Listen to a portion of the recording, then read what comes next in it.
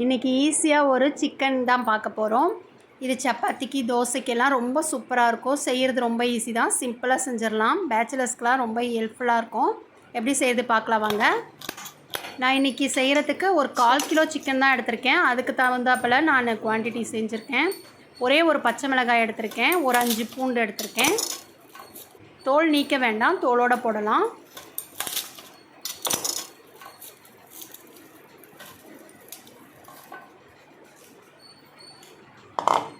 Mixie ஜாரில் சேர்த்துருங்க. ஒரு துண்டு இஞ்சி,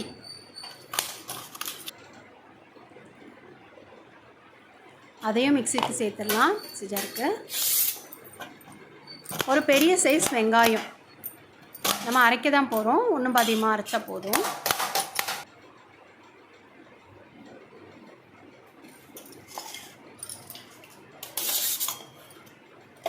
இப்போ அதை நல்லா அரைச்சி எடுத்துகிட்டு வந்துடலாம்.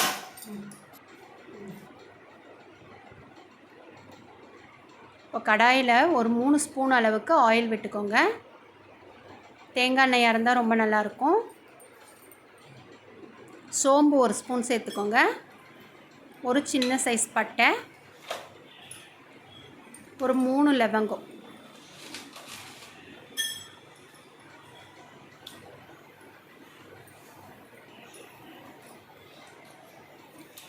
ஒரு குட்டி கல்பாசி, பிரிஞ்சி இலை ஒன்று, ஒரே ஒரு ஏலக்காய்.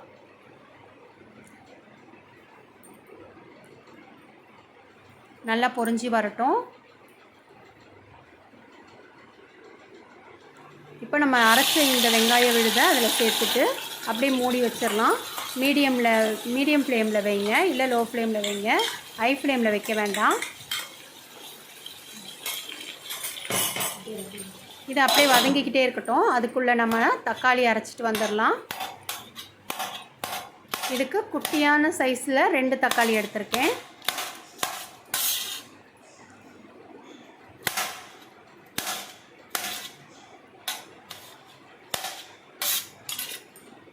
இப்போ இதையும் அரைச்சி எடுத்துகிட்டு வந்துடலாம்.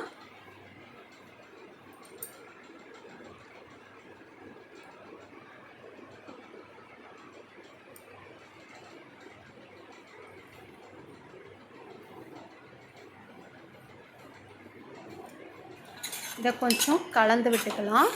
கலந்து விட்டு அப்படியே மூடி போட்டு விட்டுடலாம். ஸ்லோ ஃப்ளேமில் வச்சிடலாம். அந்த பச்சை ஸ்மெல்லாம் போய் வந்துருச்சு பாருங்கள். இப்போ நல்லா இந்த டைமில் சிகப்பு மிளகாய்த்தூள் 1 ஸ்பூன் சேர்த்துக்கோங்க. கரம் மசாலா 1 ஸ்பூன், குழம்பு மிளகாய்த்தூள் 1 ஸ்பூன் போட்டுக்கோங்க. மஞ்சள் தூள் ஒரு 2 சிட்டிகை, தேவையான அளவு உப்பு சேர்த்து நல்லா மிக்ஸ் பண்ணி கொடுத்துடலாம்.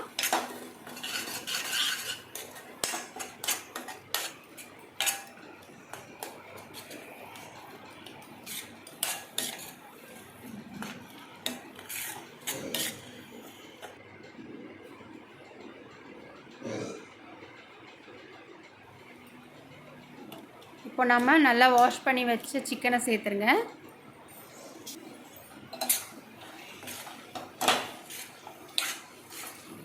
இப்போ நல்லா கலந்து கொடுத்துட்டு அப்படியே ஒரு 5 நிமிஷம் மூடி போட்டுடலாம்.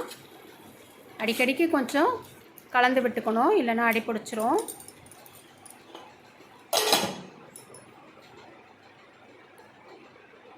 இப்போ நல்லா தண்ணி விட்டு வெந்து வந்திருக்கு பாருங்கள். இப்போ நல்லா கலந்து கொடுத்துடலாம்.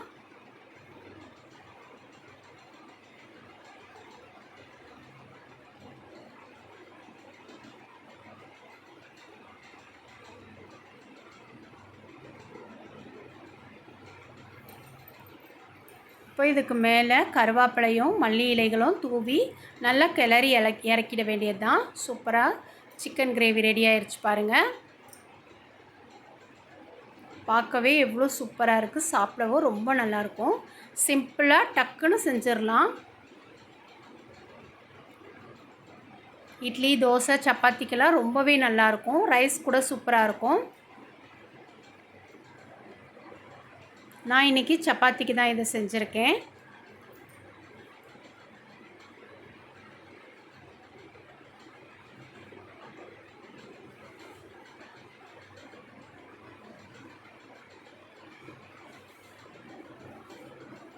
எல்லோரும் இதை ஒரு முறை ட்ரை பண்ணி பாருங்கள்.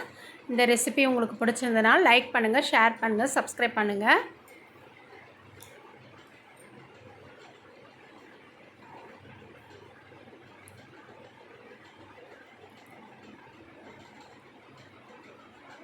அடுத்த ரெசிபியில் பார்க்கலாம். தேங்க்யூ.